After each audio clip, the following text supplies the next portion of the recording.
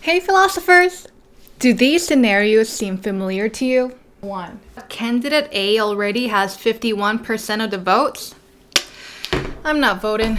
Hey! Yeah, you. Shouldn't you vote? Oh yeah, I was gonna. But this candidate already has the majority. It makes no difference whether or not I do it. 2. I just ordered 20 bottles of water. Hey! Shouldn't you use sustainable bottles? Oh yeah, I know that. I have them. It's just, it's for this time only. There are literally tons of plastic being used right now. It makes no difference whether or not I do it. 3. Hey, I just took a job as a chemical weapons engineer. Shouldn't you say no to a morally questionable job like that?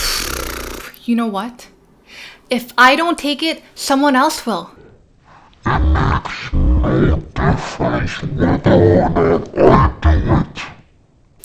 If you've ever found yourself in situations like these, it's likely you've also engaged in moral philosophy yourself. Well, professional philosophers were also intrigued by these questions, so I'll cover their ideas over a series of videos. Just for you! But in this one, I'll introduce a principle and thought experiment put forth mainly by Jonathan Glover in his 1975 paper, "It Makes No Difference Whether or Not I Do It." And you are not just going to listen to what I say as knowledge I can use at cocktail parties. During this video, really ask yourself, what is my intuition and belief? What is my logic and reasoning behind that? Let's dive in! Consequentialists think that as long as your actions don't affect the result, you are A-okay. For example, you can go ahead and take that morally cringy job if it is definite that even if you don't, somebody else will. This is barring what Glover calls side effects, which I won't get into right now. What about cases where the difference your action makes is not zero, but so small it's unnoticeable? Take climate change, for example. The amount that you contribute to climate change is probably so small it's unmeasurable. And after all, if nobody can notice the difference your action makes, how can you say you did any harm? Actually, Glover argued that dun dun dun, you can harm even if the difference your action makes is undetectable. And then he put forth what is called the principle of divisibility. Why did I say it like that? This is how Glover defined the principle of divisibility. Where harm is a matter of degree, subthreshold actions are wrong to the extent that they cause harm, and where 100 acts like mine are necessary to cause a detectable difference, I have caused 1/100th of that detectable harm. Let me rephrase in more general terms. Even if one act alone doesn't make a detectable difference, in other words, it's subthreshold, where the acts of n people combined cause a detectable difference, one is responsible for 1/n of the detectable harm. Maybe you agree and this seems right to you. Or maybe you can think of objections or counterexamples right off the bat. But let me tell you about a thought experiment Glover uses to convince us of this principle. Okay, there is a village with 100 villagers. But 100 armed bandits come to the village and each bandit takes one villager's lunch. So I guess as a result, all the lunches are gone because 100 villagers and 100 bandits and one each. Now, this is obviously a detectable difference, right?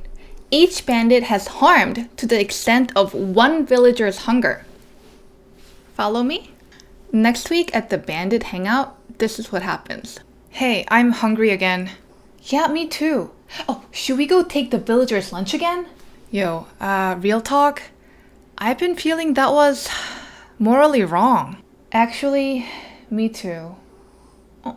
Oh, look who it is! It's the bandit who does not believe in the divisibility principle. Guys, don't worry, I have a plan. Let's go see what they're having for lunch.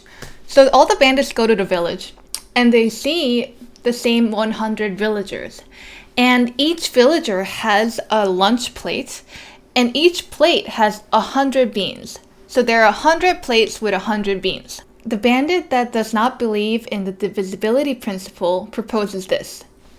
Each bandit takes 1 bean from each of the 100 plates. Now, assuming that the utility or pleasure or whatever derived from 1 bean is unnoticeable, each bandit caused an undetectable harm to each villager, right? Because from each plate, they only took 1 bean. So even though each bandit ends up with 100 beans, and all the villagers are left with no beans, the bandits go home guilt-free. Now, Glover is saying, doesn't this go against our moral intuition?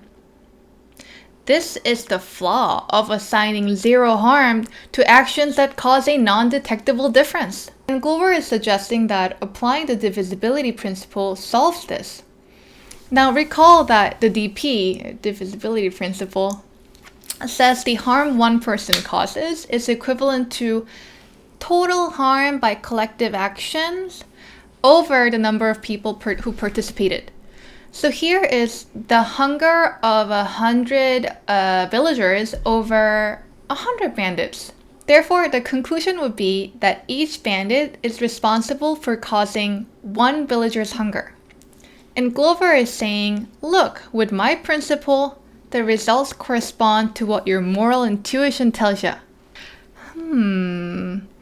I'll wait a bit, so you can take the time to think critically before I offer my own take. You may pause the video if you like. Are you done? Okay.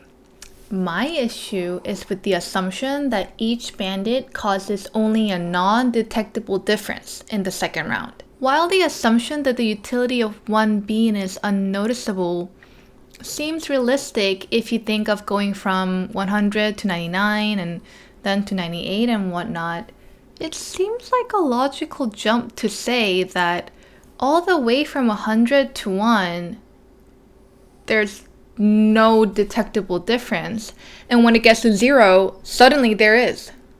I think there must be a threshold somewhere in the middle, and if there is, then there must be some bandits, at least one, that does cause harm even without the divisibility principle applied.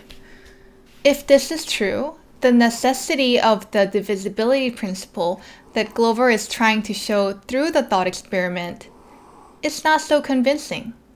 Now, this doesn't necessarily mean that I disagree with the divisibility principle, but it does mean that the thought experiment is not enough to convince me.